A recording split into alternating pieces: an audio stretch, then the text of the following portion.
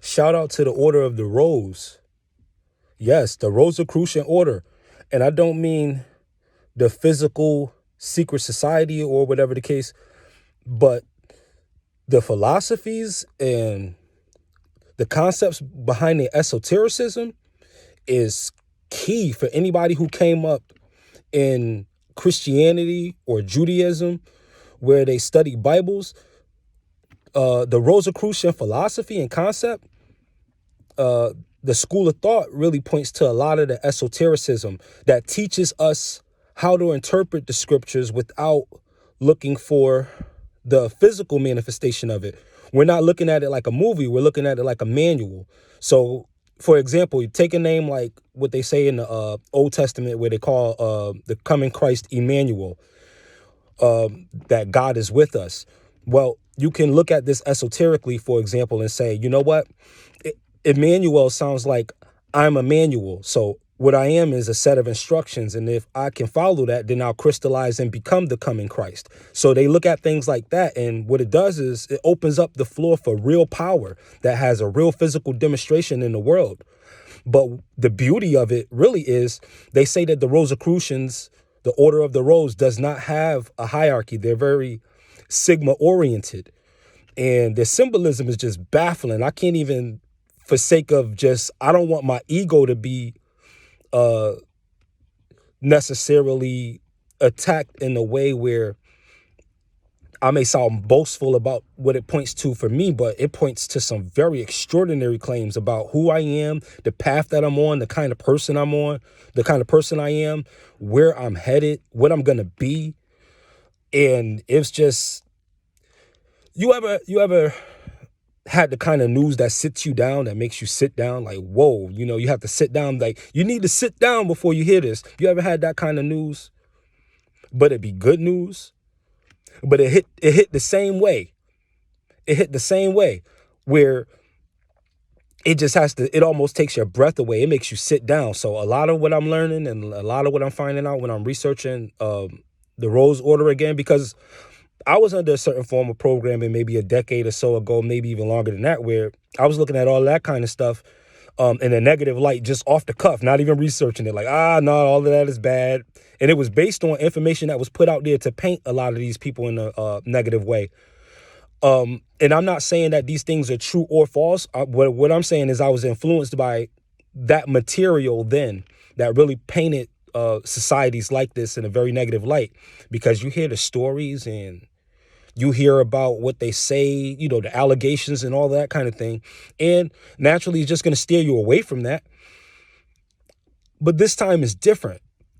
There's a lot of stuff that's been showing up in my life that's just making me look at, well, what do these objects themselves mean? The symbols themselves, the letters, the numbers, the digits, the signs in nature. What do they mean in and of themselves, just according to a standard dictionary? And it led me to the Order of the Rose again. And it led me to, all kind of things. I'm applying what they're saying in astrology, what they're saying in this philosophy, that philosophy. I'm trying to synchronize and synthesize all of this, because I don't think that this comes down to a matter of right or wrong, good or evil. I think it's really coming down to a matter of, can you use any of this information to help you and others? I think that's all it's about, really. I don't know if there's a good or a bad to any of this, because if that were the case, then again, like text would tell you, the tree of knowledge of good and evil would be something that would be forbidden to bite from. But as you can see, that knowledge is not necessarily cursing anybody. It's your choice to do whatever the fruit implies. You can have the knowledge of good and evil, but you don't want to have the knowledge of evil as one who does evil to others. Only in the instance of self-defense, self-preservation, if you have to. And there's even rules with that are deeply rooted in the samurai traditions about hitting to wound and not to kill type of thing, just to disarm and then evade. So the Rosicrucian Order, again, because it doesn't have a hierarchy and because it's very Sigma oriented, it tends to point to an initiation that's been taking place in your life ever since you were born. Nobody's been necessarily telling you what to do or whatever the case. It may not be that, but everything that you seem to do, from favorite numbers to favorite colors to favorite styles of clothing, all of these things are going to already be there. And you're going to find out with a lot of schools of thought. Your school of thought may be different from mine. It happens to be the order of the rose. I'm seeing that, man, everything in my entire life from the very, very beginning was already pre-decided. And now I'm beginning to understand what those things mean for me. And it's helping me a lot to expand my mind, to stretch, to grow. And I love stuff like that. I love to learn. And what that means is, though, I have to also love the idea that I know nothing, because you have to start off as a student all the time. If you want to be a perpetual master teacher, you have to continue to be the new kid on the block. You have to continue to be the person all the way at the end of the bench on the team, the water boy, the towel boy. You have to continue to start like that and then become the GM, and then become the franchise owner, and then become the chief executive officer, and then become the Kaiser, and then become the emperor. I didn't realize that, and this information would have been hidden from me under other kinds of spiritual prejudices that I was subjected to, that kept me from not even being interested in things like this. But now that I look at it, I'm like, wow, this stuff is really pointing out to my path. And it's telling me a lot of the how and the why and the where and the when. It's answering all of the 5 W's for me. So it's very encouraging to know that even though there's certain stigmas attached to this path that I do, where I want to become very wealthy with it, but I still want to lead with love and lead with the heart and lead with wisdom and lead with the open mind. I want to lead with that, but I want to be very forthcoming and saying, yes, I see myself as being super rich, doing exactly what I'm doing. Those rap videos and these videos. Yes, I see it that way. But that's not going to make me a person who's trying to scramble and scrape for $1, that I'm trying to pull something out of you. I'm not offering any courses. I'm not telling you only half of the story and you have to do other things in order to find out the other half. No, I'm bearing all that the universe will allow me to bear in this moment. I don't want to hold anything back. And of course, all of this stuff is inexhaustible. So there always will be stuff later that will pop up that I'll look back and say, oh, I should have said this or that or added this. That happens in every single video. But I want to lead with the spiritual abundance, because I'm just willing to believe that. I can't shake it. I can't shake the feeling of believing that becoming spiritually wealthy leads to being materially wealthy. And I'm such a Taurus. I want to be materially wealthy. Absolutely. Very like beauty and aesthetic. I got scenes of beaches and all kind of stuff in my head that I can't get out no matter what I'm doing, what mood I'm in. I can't escape this beauty. And it's all like inside in my head, and it's always there no matter what. It's always this like rose colored glasses, like rose tinted.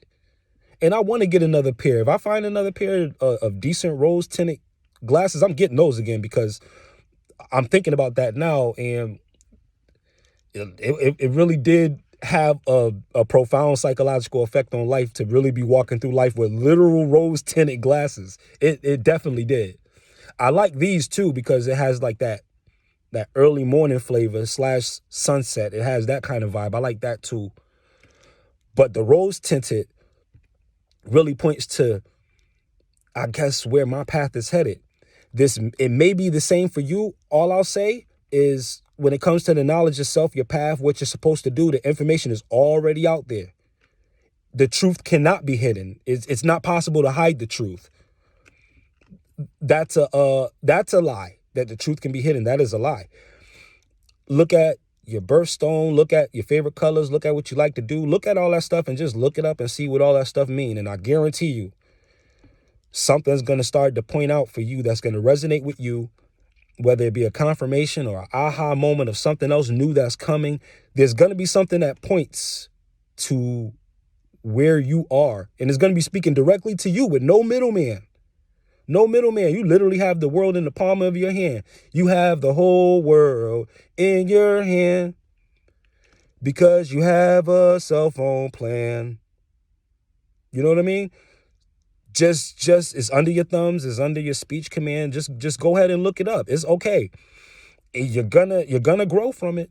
You're gonna grow from it. It's gonna make sense. It's gonna make sense. There is no nonsense. Everything makes sense. So I just wanted to touch base on that and just kind of let you know this is, I don't know if it's a lesson as much as it is maybe a journal entry of some sort. But again, I'm just happy, and I wanted to share that with you when it comes to different schools of thought and expanding your mind. It's not evil to learn and ingest information at all. It's not forbidden to read up on certain things. It's not going to destroy you to learn something new. That's also a lie. Because even if it's something that is maybe perceived as negative, you can either just discard it or you can reinterpret it to be something, you can just transmute it, make it something positive. Now, all of this feels like common sense for me, and that might have a lot to do with what I said in the beginning of this video. So again, I'm just going with the flow and just letting it flow. I have the things that I want, that I desire very strongly, you know? And a lot of it is just, superficial stuff, like, to the point of almost a rap video. Like, I want the big old mansion. Yeah, I do want it. I want to ride a bike in there. I want to try to ride a skateboard in the mansion. I want to be able to pull up in the house, like not at the garage. I want to be able to pull up in the house. I want to be able to park like next to the living room, but be in the house though, and plug the car into the wall. I want that. Absolutely. I don't feel like I gotta have it, but I like the idea of it enough to where I'm going to go ahead and take a shot on believing that's possible, regardless of how the world looks and how they say the economy goes and how they say the entrepreneurial, regardless of all information that I may have ingested before, I'm still going to believe now. And I'm getting confirmation on certain things, again, that was right in front of my face the whole time, but I'm now learning more about it, and it's really blowing my mind, really. The cracking open of the head is opening my crown chakra. And now I feel like I have a bunch of wires poking out of my head, stretching out into the universe. That's what it feels like. It feels like I have hair that's light years long in length.